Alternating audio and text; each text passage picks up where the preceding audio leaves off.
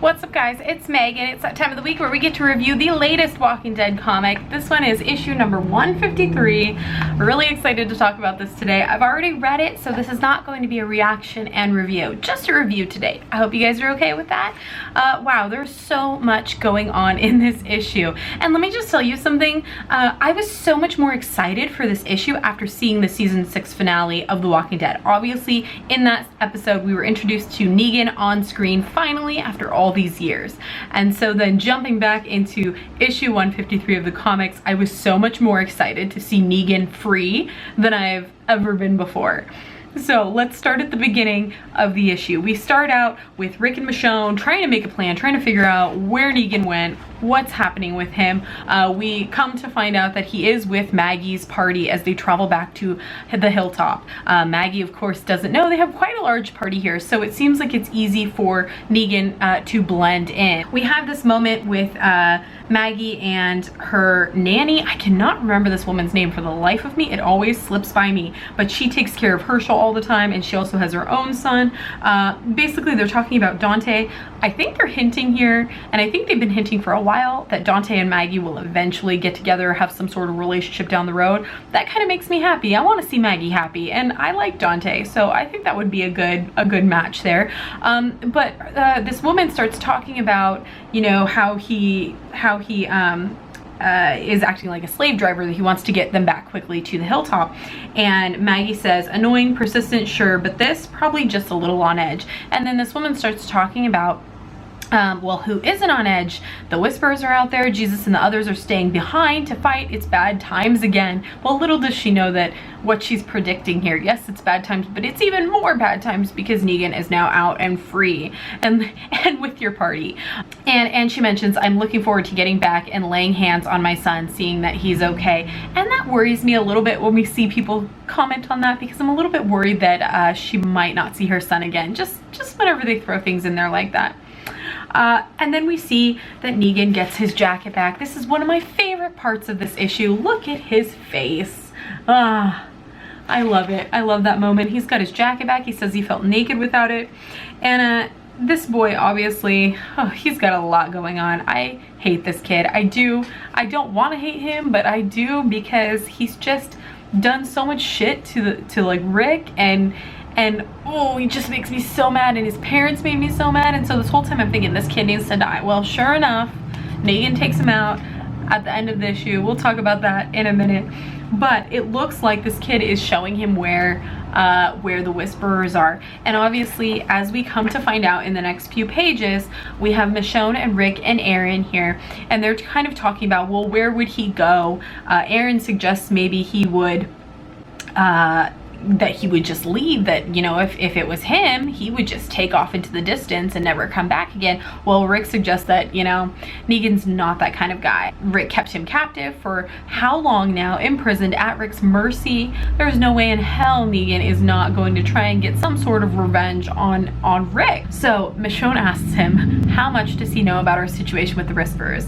And Rick, you know, head hung low, says too much. And I just feel like in this moment Rick is thinking, oh my gosh, I should have never confided in Negan about all of these things that were going on with the Whisperers, and how people were angry with him. I mean, he told Negan so much information, thinking, well, of course Negan's never gonna get out. Oh, and I think he's regretting it in this moment.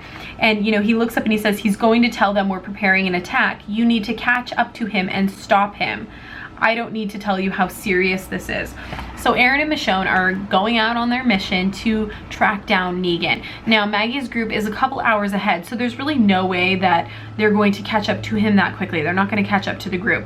So they have to rely on their tracking skills, and hopefully, you know, they're talking about where he would branch off in the wooded area is the most likely, which we know that is where he branches off from the group. And so they're going to go and hopefully find him before he makes it to the Whisperers, which is scary in itself. I hate that Michonne is going out alone with Aaron. I just, It makes me very scared for her. And then we get just a page here of Eugene talking to this mystery guy, and it's really bothering me that we still don't know who this dude is. And they're kind of trying to have conversations while trying not to give too much information away, and it's just very weird. I don't know what to think about this. I mean, who in the world could it be? I don't know, but they definitely keep bringing it up. And in the middle of the conversation, they're interrupted by a gunshot. And this is really one of the best parts of the issue, when Rick realizes what he's done and just how Negan's advice has really been taken by the rest of the Alexandrians. So we have this guy, his name's Paul, and we hear a gunshot, and this guy has been shot in the leg, and Paul is yelling, he's a whisperer, I've never seen him before, grab him.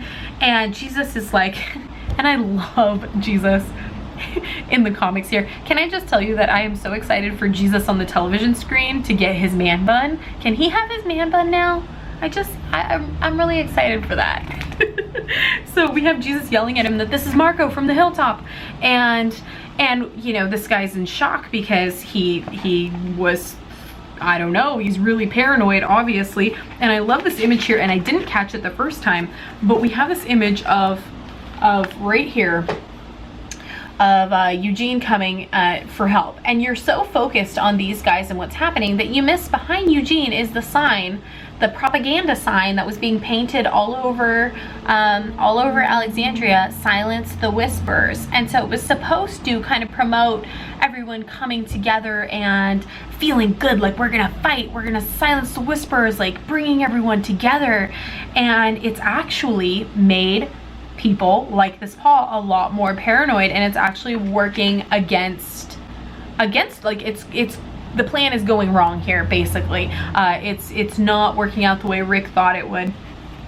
And so we have this, so it jumps ahead a little bit here. So then we see Dwight and his group, and they're kind of doing a training mission out in the woods with walkers, and they're trying to sneak back quietly by these walkers because they know, like, this is a training mission for the Whisperers. They know that the Whisperers surround themselves with hundreds of walkers quite frequently, so they need to be able to sneak past the walkers quietly, be stealthy, and not draw them closer. Well, that didn't work out so well. And we had this conversation here where Dwight starts talking about why he's carrying Lucille around, and I've kind of wondered this myself. Negan and Dwight did not have a good relationship when Dwight was with the Saviors. They didn't. And so to see Dwight start carrying around Lucille, I was a little bit like, well, I don't know why he would want to do that. What is the meaning behind it here? Well, he explains that this bat represents a lot to me: oppression, misery, authority. And so he wants to take it and change it change. I'm sure you understand. I don't need to explain it. I'm not very good at explaining things apparently today. But he says, I feel like it's my responsibility to change what the bat represents. Make it stand for something else and not stand for the oppression that came with it and Negan back when Negan was with the Saviors. So he's trying to do good with it, essentially. And also he doesn't want anyone at the Saviors factory here to have it and, you know, use it like Negan used it. And he says, there's this moment here where he says, right here, he says, thankfully, I think we're done with that chapter.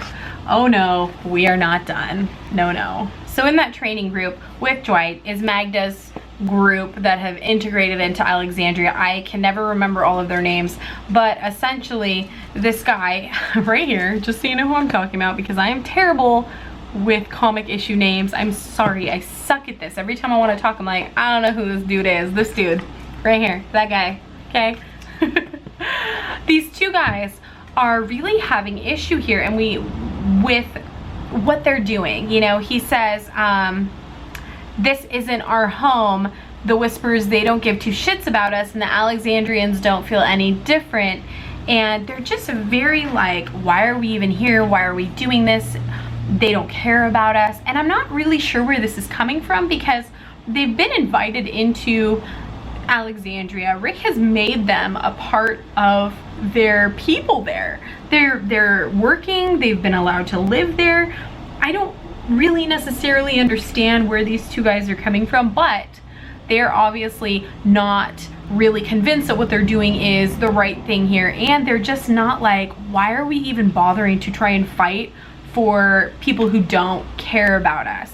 And Magda's pretty much telling them, shut this shit down, like, we are a part of this group, are you kidding me? We want to fight the Whisperers because they killed one of our people, like.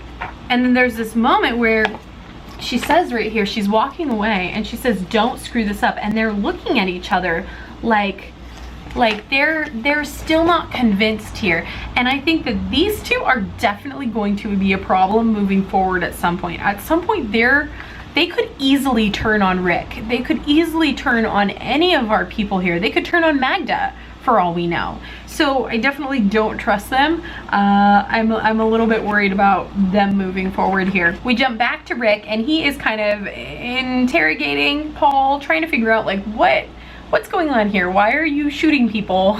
Why are you thinking that people are Whisperers that are here? And there's this conversation, and I didn't really understand it at first. This moment where Rick, right here, and he's like in shock, sort of. And I had to read it a couple times to really, because I wasn't really understanding like, okay, what is he realizing in his head? But we hear Paul explaining. He says that Marco's going to be fine. It's probably going to hurt them at Alexandria more than it will hurt Marco, because you know that's going to be one man that they need that they can't use right now. And he says, I'm so sorry, I was scared, I wasn't thinking, I just kept hearing about how that woman snuck in, how she killed Rosita, Olivia, Aaron, Josh, and all the rest. I kept seeing those signs everywhere I looked. And Rick's almost taken aback by that.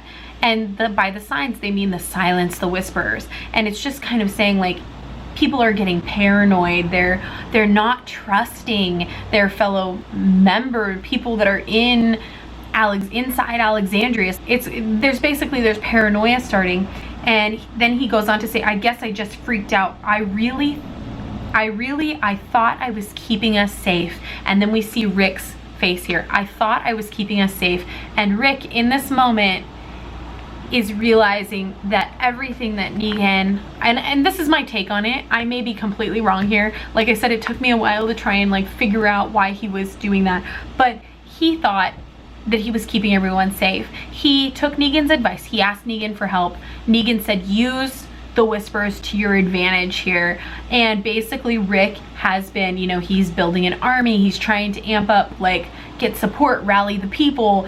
They've put the Silence the Whisperers signs up to kind of, you know, get everyone like, yeah, we're gonna silence them, like, we can do this, we're gonna fight, like, this is a good thing that we're going to, like, we're gonna get revenge, but we have to learn to fight first, and we have to build an army, and it seems like a good idea. And instead, it's slowly tearing them apart on the inside. We saw those two guys with Magda's group that are kind of like, you know, not convinced here. We see this Paul who was so paranoid that he just shot someone at random, completely thinking that they were a Whisperer, even though they're not.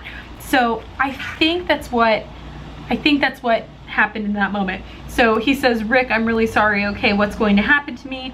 And Rick kind of, I don't know, we're figuring that out. And Rick walks away. And I think that's what Rick was the realization he was coming to. I would love to hear your thoughts on that. What was going through Rick's head in that moment? He looked like he was like, oh, what have I done? That's kind of what I got from it. But I would love to hear what you guys took from that moment in the comics, because it would be helpful for me as well to understand better.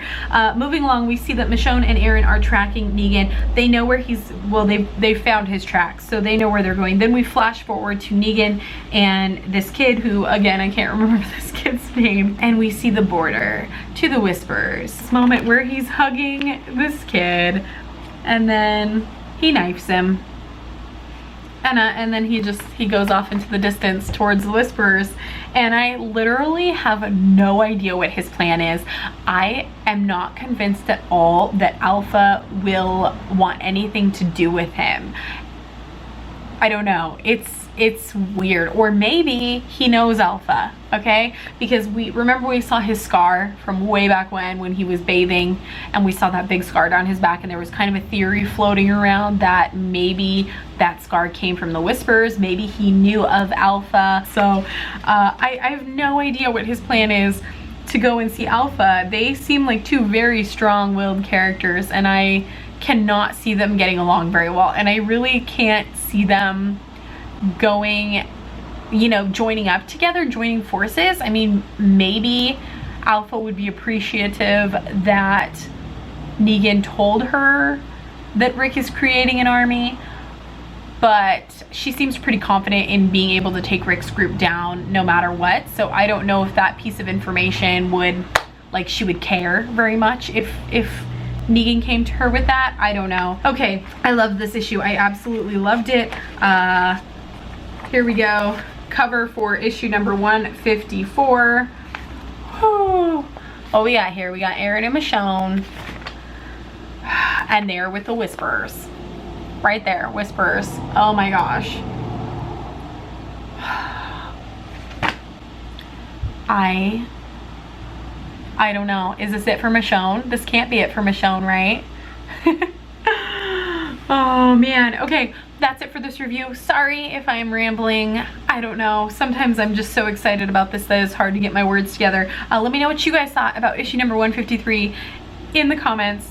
And let's talk about what we can expect in issue number 154. Fear the Walking Dead season 2 starts tomorrow. I am so excited. I'm having to do a little bit of change up in the way I do my reaction videos. So it used to never be a problem for me to react. I usually, you guys know, I don't ever put the screen for the television show in my video because a lot of people get copyright claims on that. Just like it happens all the time. And I've invested so much time and love into this channel for the last 3 years that I really don't want to risk getting a copyright strike because I'm showing the episode in my video. So I've always just had the volume up high so you guys can hear what I'm reacting to while I'm watching the show, and it's never ever been a problem before. But there has been a recent influx of a lot of Walking Dead YouTubers getting not copyright strikes or anything, but just content ID claims, where basically they will go and claim your audio in your video if it picks up, you know, any of the background. So like Negan's voice, I think, got me, I had to re-upload my season 6 finale video, which totally sucked.